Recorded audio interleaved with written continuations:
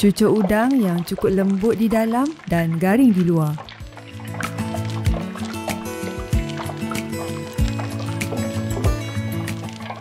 Dipadankan pula bersama dengan kuah kacang yang tak terlalu heavy kuahnya, sedang elok je kalau kita makan dengan cucuk udang.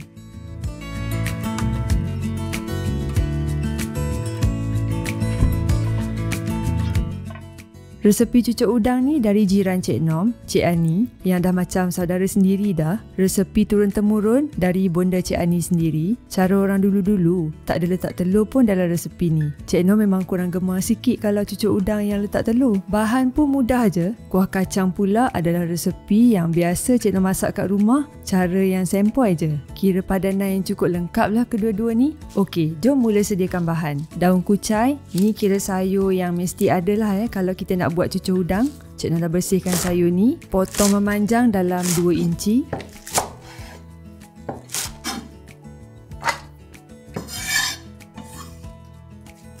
Bawang besar, setengah biji dah cukup, potong dadu.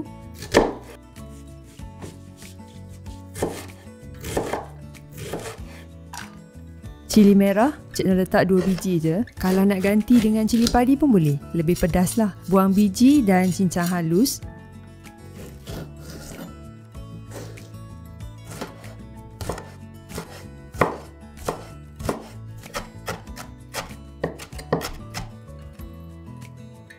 Dalam resepi Cik Ani ni, macam Cik Nom cakap tadi, tak perlu letak telur pun untuk lembutkan cucuk udang. Kita buat cara orang tua-tua dulu, iaitu guna satu bahan penting, nasi. Kita perlu kisar halus nasi ni dengan air menggunakan air sejuk dari peti sejuk.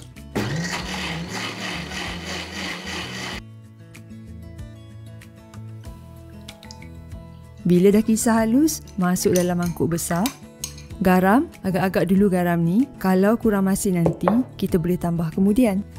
Gula, tepung gandum dalam setengah kilo macam tu. Resepi ni memang tak campur tepung yang lain nanti jadi kurang sedap. Kita akan adun semua dalam mangkuk ni. Bawang dadu, cili merah, daun kucai, tauge. Cik Nom letak separuh dulu tauge. Tengok nanti kalau rasa perlu tambah lagi, kita tambah kemudian. Serbuk kunyit. Semua bahan-bahan ni kita perlu bancuh dengan air sejuk. Sejuk tu sejuk dari peti sejuk, okey? Bukan suhu bilik. Tambah sikit-sikit air tu sampai kita dapat dough yang sederhana pekat. Cik Nom tambah sikit lagi kunyit. Kalau nak ganti pewarna pun boleh Satu lagi bahan untuk rangupkan cucuk, air kapur. Cik Nom bancuh lebih kurang 1/4 sudu kecil kapur dengan 1 sudu besar air. Kapur ni kalau terkena kunyit akan jadi merah. Sikit je tu, jangan risau, kacau aja sebati. Gaul sekali, perak adunan dalam setengah jam hingga 1 jam macam tu. Sebab kita dah gunakan nasi, kita tak perlu gunakan yeast dalam resepi ni.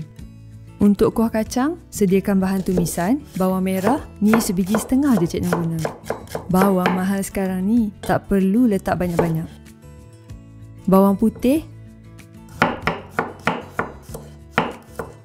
Dan halia sikit.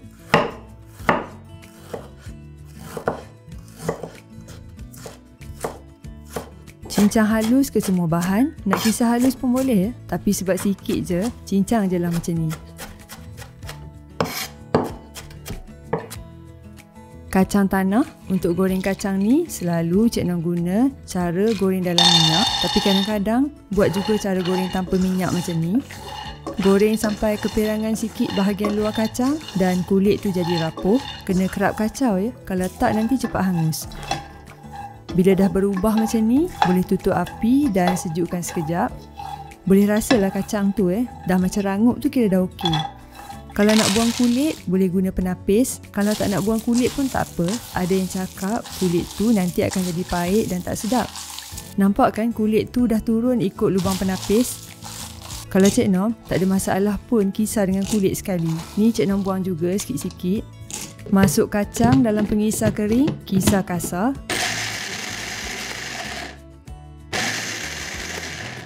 Nak tumbuk pun boleh, ikut suka ya. Buat sampai habis.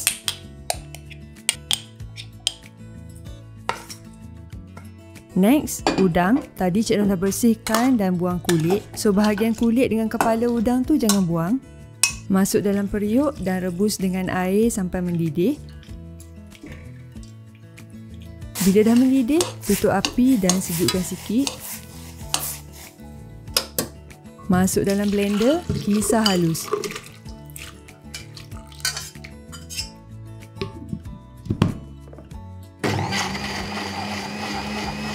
Kemudian kita tapis ambil air udang tu.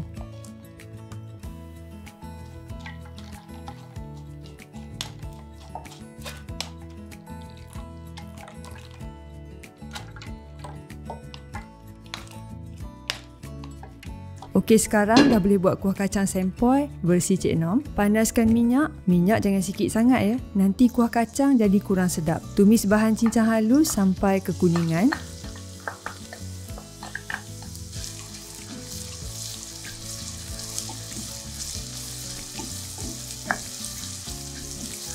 Masukkan cili kisar. Cik Noh letak 2 sudu besar je. Kalau nak pedas, boleh lebihkan lagi.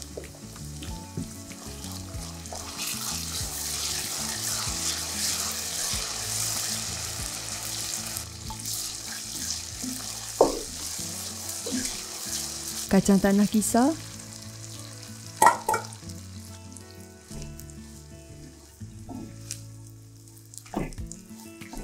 Air rebusan udang.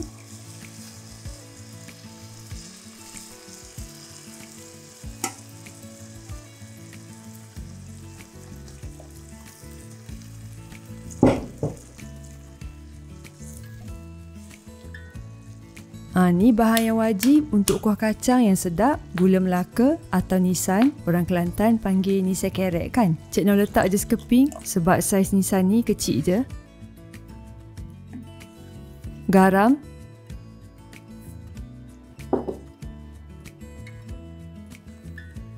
Kicap manis sikit. Jangan terkejut pula letak kicap. Selain untuk warna, rasa pun jadi lebih sedap.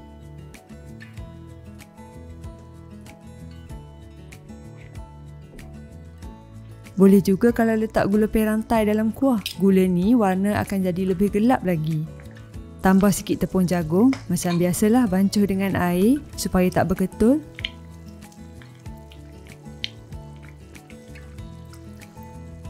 Okey, teruskan masak kuah dalam 10 minit sebelum tutup api. Kalau kuah tu pekat sangat, boleh adjust tambah air sikit.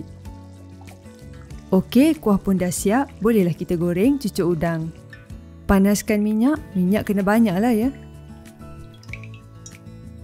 Okey, last kali. Terlupa nak tunjuk dalam video. Yang ni Cik Ani kata optional. Baking powder dalam hujung sudu besar macam ni. 1/3 sudu besar lah kot. Cik Noh dah bancuh sekali tadi. Ni nak tunjuk je. Baking soda pun jumlah yang sama.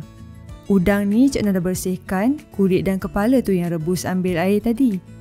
Udang tu Cik Noh akan salut sikit dengan tepung ke atas sebab ni dah tak ada kulit. Kalau tak buang kulit, bolehlah letak gitu je atas adunan masa menggoreng. Sebab udang ni besar, Cik Noh letak seekor je. Kalau saiz kecil, boleh letak lebih lah untuk sekali goreng. Kalau guna kuali yang melengkung yang biasa tu, boleh tuang adunan dari tepi kuali. Cara macam tu boleh dapat hasil yang lebih nipis. Boleh bayang tak? Cucuk udang resepi ni memang best. Garing di luar dan lembut di dalam. Kalau sejuk pun tak keras. Masih lagi lembut. Bolehlah goreng sampai habis, okey?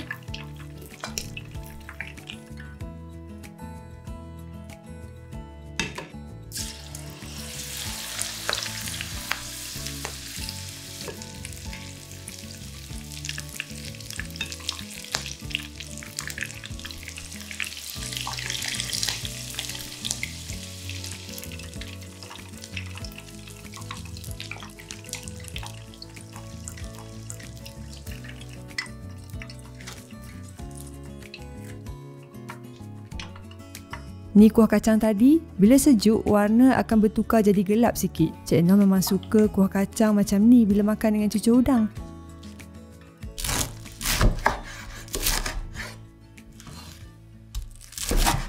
Rangup kan bila potong? Kalau makan panas-panas memang terasa rangup dan lembut sangat di dalam. Perkena pula dengan teh-o secawan, nasi tu kira jadi macam bahan perapan lah ya untuk cucuk udang tu jadi kembang dan lebih berongga dan light texture. Okey, sekian dari Cik Nam untuk kali ini. Kalau suka boleh like dan komen. Jangan lupa mencuba dan jumpa lagi pada resepi akan datang. Bye!